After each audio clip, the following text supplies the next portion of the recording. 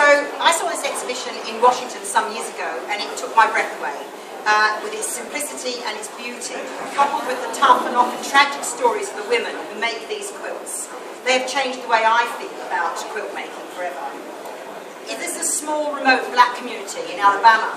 They're surrounded by the Alabama River, and the ancestors of these people have lived here and worked on the cotton plantations, first as slaves, and then for several generations as tenant farmers. It's a tightly knit community. The women here have made quilts to warm their families, from old clothes, from scraps of hand-me-downs.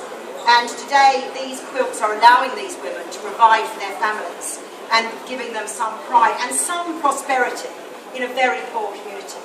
The quilts have a distinctive, bold style based on African-American colours and a geometric simplicity which reminds you of the Amish quilts. They're incorporated with textured fabrics and also a use of seed bags.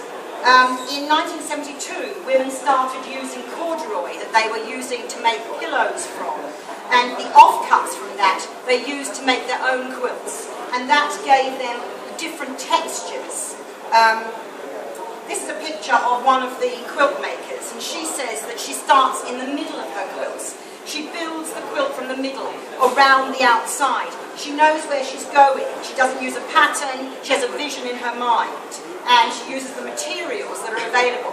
This is a corduroy quilt, where she started in the middle and just worked outwards. They're very simple, but quilt makers in America have always used patterns, and these women use no patterns at all.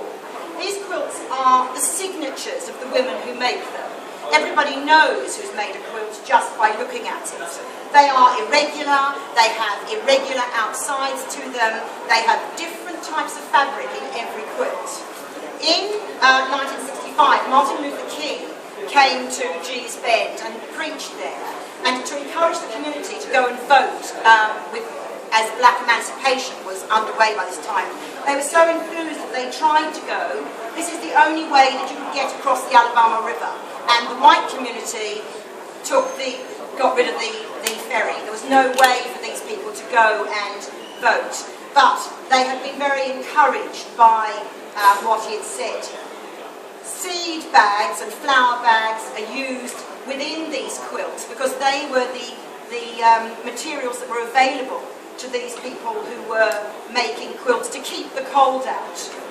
In the same way that Lowry puts small pieces of red into his dark factory pictures, here the eye is drawn to this brilliance of red, which is amongst denim cut from old jeans that people used that were work clothes.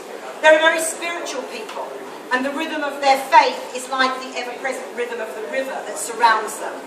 They keep their dead with them, in the photos that are around them, in their memories, and also in their quilts.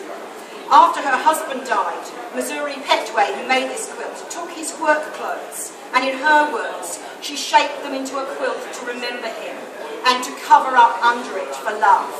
So the clothes he wore at work, she turned into something to keep them warm.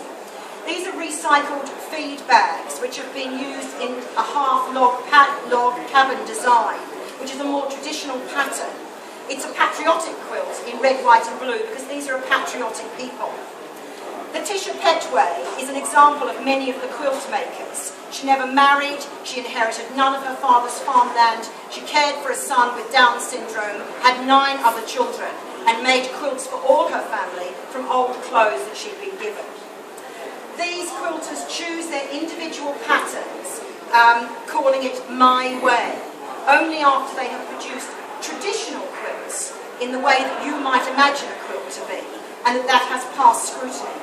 During the Great Depression, the Gee's Bend residents owed money to a local merchant. He died and his wife foreclosed and seized everything that the people had.